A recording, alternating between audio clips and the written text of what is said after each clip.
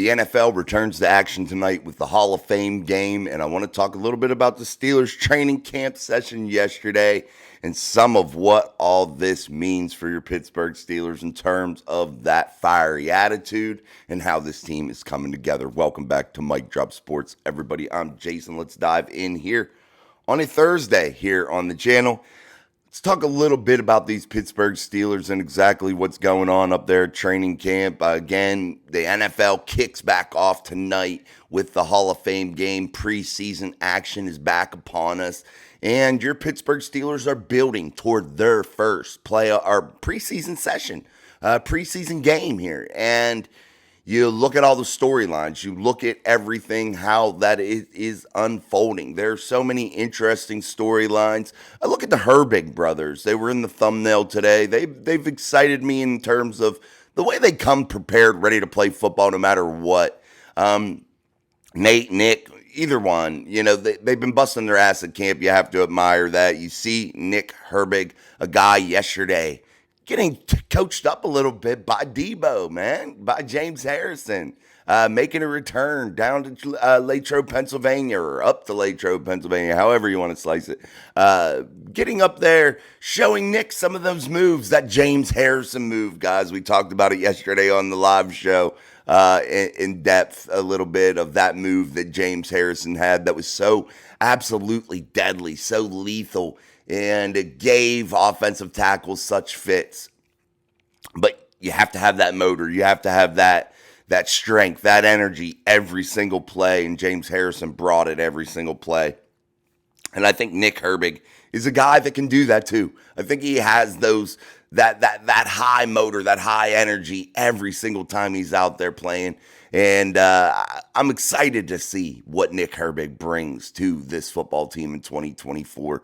I know there's Alex Highsmith and TJ Watt, but I think Nick Herbig is one of the best backups in all of the NFL right now at the outside linebacker, the edge rusher position. I really think Nick Herbig will provide the Pittsburgh Steelers with some splash plays, as he did last year, of some real significance this year.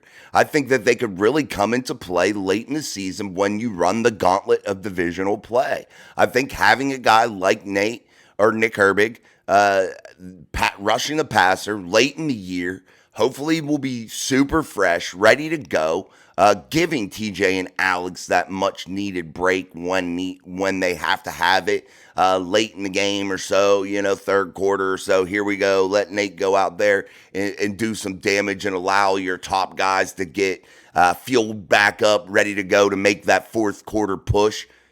Those things are going to be exciting, and I think Nate is going to bring or Nick, rather, sorry. You get them confused, guys. Nick, Nate, it's crazy. But anyway, Nick, again, I think he is going to be a quality player for the Pittsburgh Steelers. And I keep telling you guys, I've said it on this channel so many times, that I think Nick Herbig is a budding superstar. I think he has the potential to do great things. Now, yes, there are several variables at play that are going to dictate whether that happens or not. But I think he has an excellent chance to be one of the better pass rushers on the Pittsburgh Steelers and across the entire AFC NFL. I really, really do. I think he provides a element of splash, as Mike Tomlin likes to call splash. I believe he provides that element, and I think he's an exciting football player. You look across the coin at his brother, big, nasty Nate Herbig. I think he's doing some things that are cool. He knows what is happening here. He knows that Zach Frazier was brought in here to take this job as the center.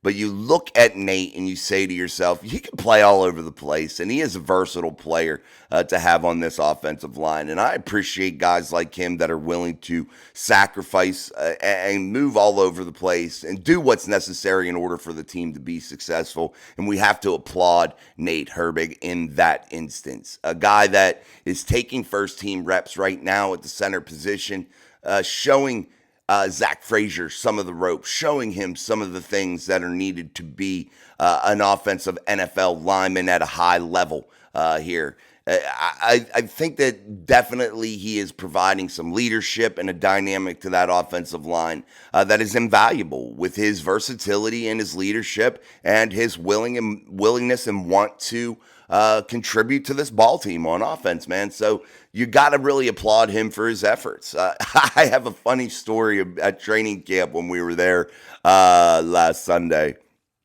And Nate came up and he was signing autographs, and then all of a sudden he just takes off and starts running, and he says, "Why don't you guys get some of the good players to sign?"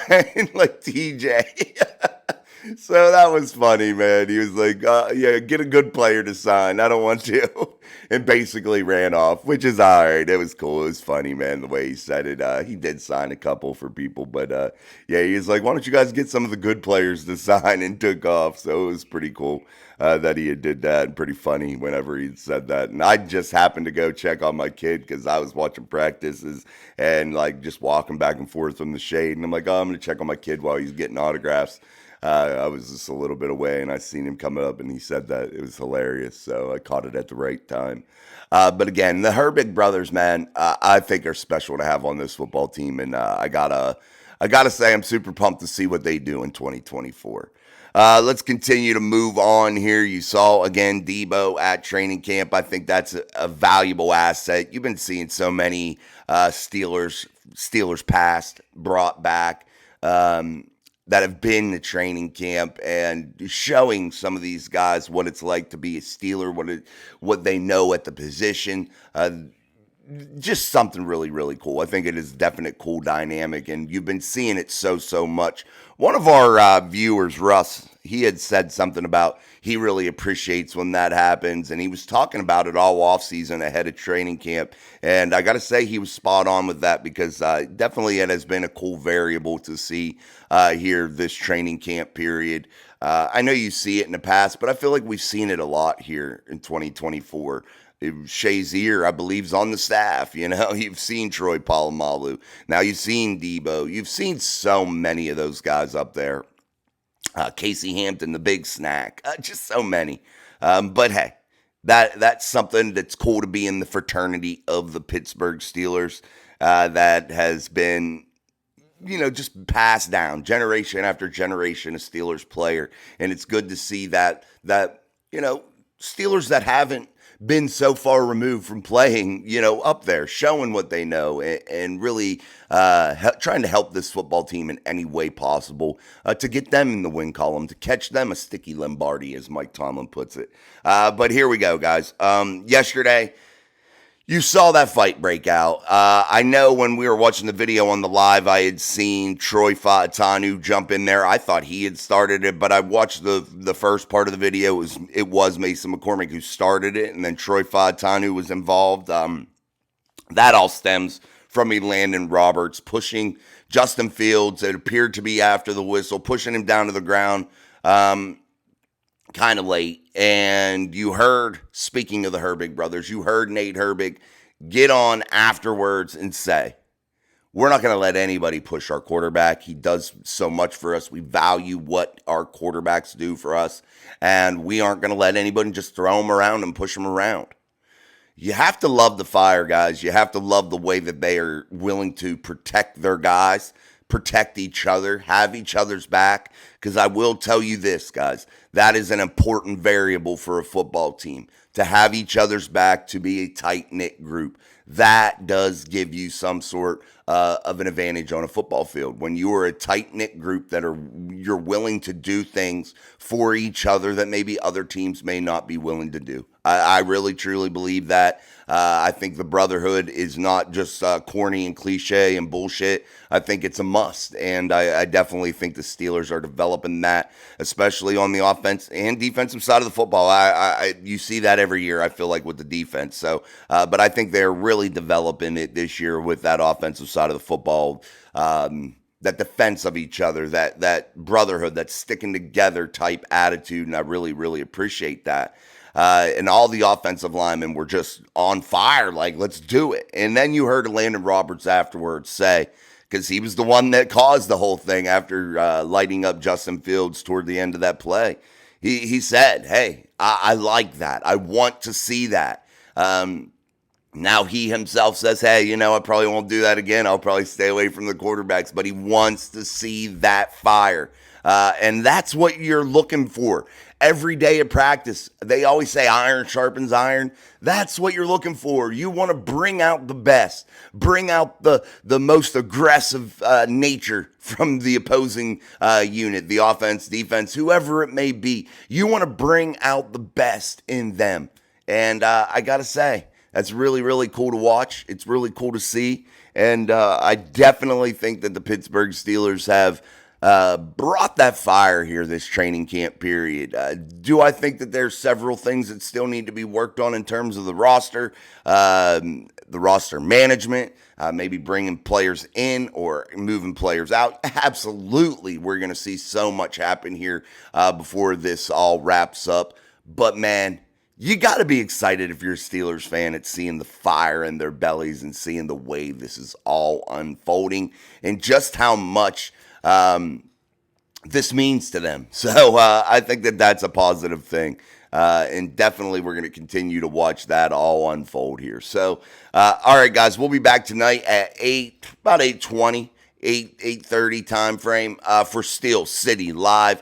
Only here on Mike Drub Sports, where I'll be your host for our daily live stream, and we will field your questions. I think today's Thursday. We'll see Sean. We'll see if Sean's gonna come on. He hadn't been feeling well there last week, so we'll see if this week he's ready to go, and we'll talk to Sean today at some point. We have a big time difference, so I'll get to him here later on. But we'll talk, and hopefully I'll be joined by Sean tonight, and then we'll continue to dive into the Steelers football team, man. And, hey, the Hall of Fame game's about to be going. So we have football. So get excited, guys. Stand up. Be ready to go here as the NFL, just that regular season inches so close. So until tonight, guys, I'm Jason. Peace.